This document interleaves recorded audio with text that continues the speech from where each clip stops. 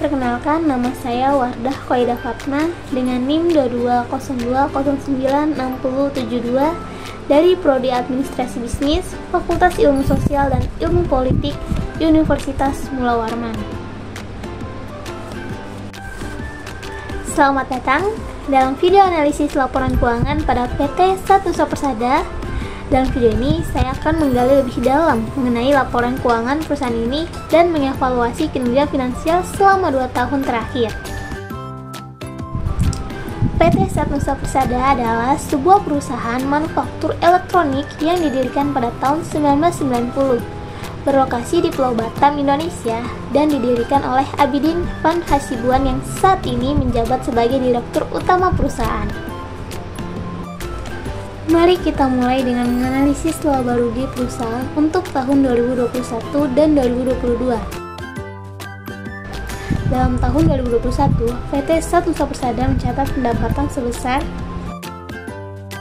sementara pendapatan tahun 2022 meningkat menjadi, ini menunjukkan pertumbuhan pendapatan yang signifikan. Selanjutnya, mari kita lihat margin laba kotor perusahaan. Margin laba kotor adalah perbandingan antara pendapatan kotor dan beban pokok pendapatan.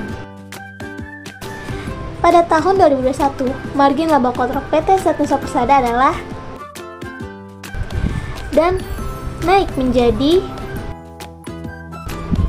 ini menunjukkan efisiensi terhadap biaya produksi perusahaan.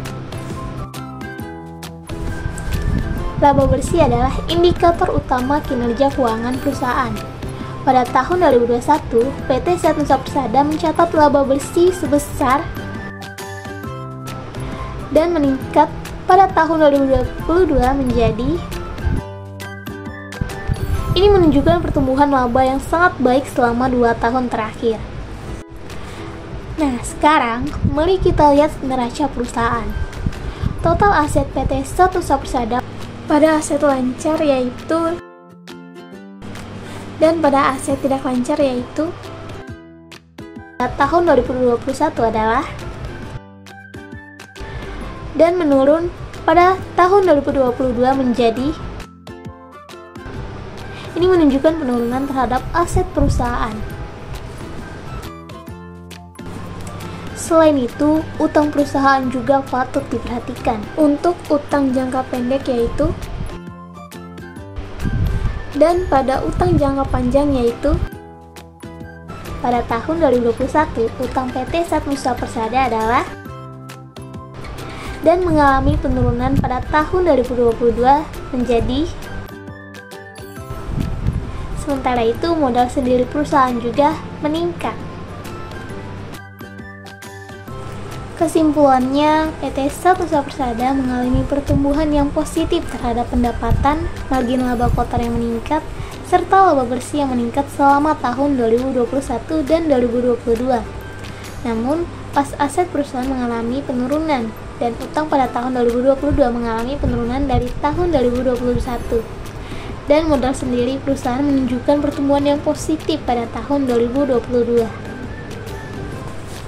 Itulah analisis singkat laporan keuangan PT Sat Nusa Persada untuk tahun 2021 dan 2022. Neraca dan laba rugi adalah alat penting untuk menganalisis kinerja keuangan perusahaan selama periode tertentu. Dari laporan ini, kita dapat melihat jelas pendapatan, biaya, dan laba bersih yang dihasilkan oleh perusahaan selama periode tersebut. Analisis keuangan yang dihasilkan dari laporan laba rugi ini akan membantu kita memahami lebih dalam tentang kesehatan keuangan suatu perusahaan. Terima kasih telah menonton video ini. Jangan lupa subscribe, like, comment, and share video ini, dan sampai jumpa di video berikutnya.